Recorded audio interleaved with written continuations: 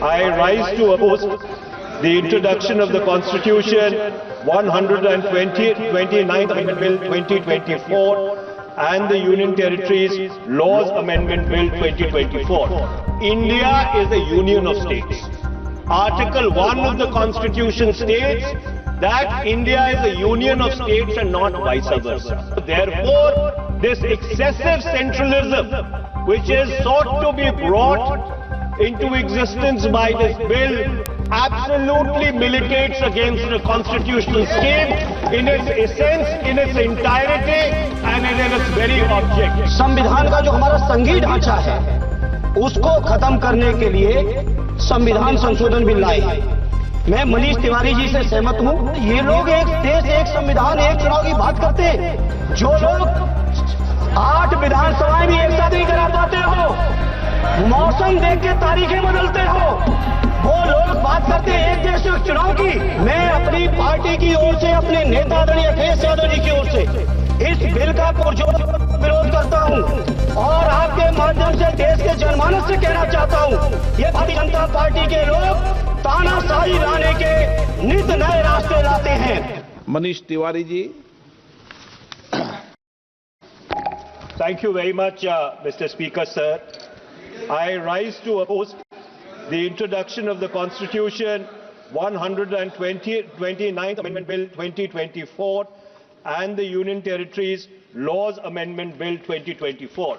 Mr. Speaker, sir, beyond the 7th schedule of the Constitution is the basic structure doctrine. And that basic structure doctrine spells out that there are certain features of the Constitution which are beyond the amending power of this House also.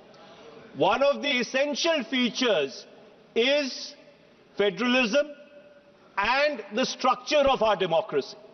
And therefore, the bills which have been moved by the Honorable Minister of Law and Justice absolutely assault the basic structure of the Constitution and are beyond the legislative competence of this House, and therefore they need to be opposed ab initio, and the introduction of those bills have to be stopped.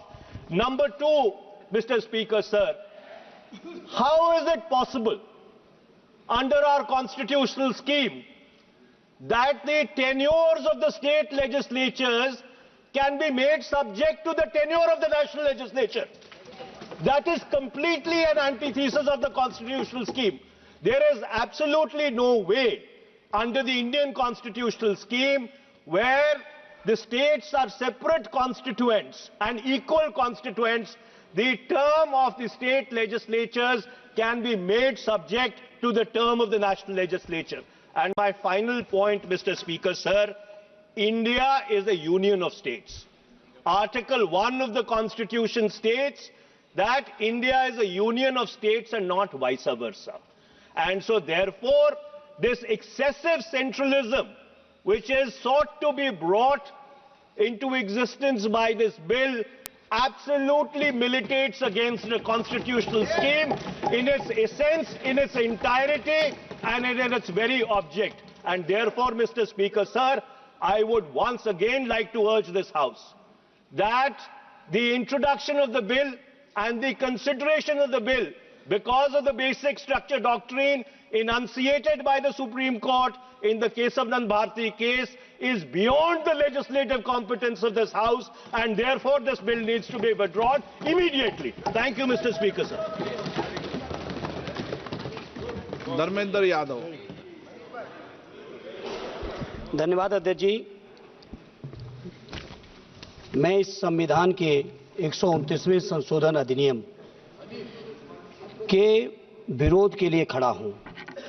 अध्यक्ष जी, मैं समझ नहीं पा रहा हूं, अभी 2 दिन पहले संविधान को बचाने की, संविधान की गौरवशाली परंपराएं की कस्में खाने में कोई कमी नहीं रखी। 2 ही दिन के अंदर संविधान की जो हमारी मूल भावना है, 2 ही दिन के अंदर संविधान का जो हमारा बेसिक स्ट्रक्चर है, 2 ही दिन के अंदर संविधान का जो हमारा संघीय ढांचा है, उसको खत्म करने के लिए संविधान संशोधन बिल लाए हैं। मैं मनीष तिवारी जी से सहमत हूं। और अपनी पार्टी और अपने नेता आदरणीय अखिलेश यादव जी की ओर से कहना चाहता हूं, ये बिल पूरे देश के जो अलग अलग भेष भाषाएं, संस्कृति, क्षेत्र की जो मान्यताएं हैं, जो हमारे संविधान निर्माताओं ने बहुत सोच विचार के मंथन अध्ययन करके ये संघीय ढांचा तैयार किया था, राज्यों का गठन भी किया था संस्कृति के हिसाब से, क्षेत्र के हिसाब से, भाषा के हिसाब से, परिस्थितियों और समय के हिसाब से। मैं नहीं समझता अध्यक्ष जी, मुझे कहने में कोई संकोच नहीं, उस समय के हमारे संविधान निर्माताओं से विद्वान, बाबा साहब भीमराव अंबेडकर से ज्यादा विद्वान इस सदन में अभी कोई नहीं बैठा, मुझे कहने में संकोच नहीं है। और ये संविधान की मूल भावना को खत्म करके कैसे तानाशाही के रास्ते निकाले जाएं, इसके अलावा कोई काम ही नहीं बचा है। आखिर ये मनीष तिवारी जी ने कहा, कहीं एक विधानसभा के चुनाव अगर कोई अविश्वास आता है, अगर बहुमत नहीं मिलता है, तो क्या पूरे देश का चुनाव कराओगे? पूरे देश का चुनाव कराओगे? और ये लोग एक देश, एक संविधान, एक चुनाव की बात करते हैं। जो लोग 8 विधानसभाएं भी एक साथ नहीं करा पाते हो, मौसम देख के तारीखें बदलते हो, वो लोग बात करते हैं एक देश एक चुनाव की। इसलिए अध्यक्ष जी, मैं अपनी पार्टी की ओर से, अपने नेता आदरणीय अखिलेश यादव जी की ओर से इस बिल का पुरजोर विरोध करता हूं और आपके माध्यम से देश के जनमानस से कहना चाहता हूं, ये भारतीय जनता पार्टी के लोग तानाशाही लाने के नित नए रास्ते लाते हैं। जो 8 विधानसभाओं का चुनाव एक साथ नहीं करा पाए, 4 राज्यों के चुनाव एक साथ नहीं करा पाए, वो पूरे देश की लोकसभा और सारे प्रांतों की विधानसभाएं एक साथ कराने की बात करते हैं। मैं पूछना चाहता हूं सरकार से, अगर एक प्रांत के अंदर सरकार गिरती है तो क्या पूरे देश की लोकसभा के चुनाव कराओगे? क्या अगर लोकसभा के चुनाव के चक्कर में उस प्रांत के लोग क्यों सफर करेंगे? अरे चर्चा कर लेना, अरे कुछ नहीं बचा है, कुछ नहीं बचा है आपके पास। अध्यक्ष जी, सदन को थोड़ा सा सिस्टम में लाएं। अध्यक्ष जी, आपसे अनुरोध है, आपके माध्यम से सरकार से अनुरोध है, जनता ने बड़ी उम्मीदों के साथ हम सबको भेजा है और हम सब लोगों की जिम्मेदारी है, ये संविधान विरोधी, संघीय ढांचे विरोधी, बेसिक स्ट्रक्चर विरोधी कई केसों की चर्चा की मनीष तिवारी जी ने, मैं उनके साथ जोड़ते हुए माननीय सर्वोच्च न्यायालय की भावना के विरोधी, गरीब विरोधी, दलित विरोधी, पिछड़ा विरोधी, मुसलमान विरोधी इस नीयत को वापस लो। ये अध्यक्ष जी, आपके माध्यम से मेरी आपसे प्रार्थना है। बहुत बहुत धन्यवाद।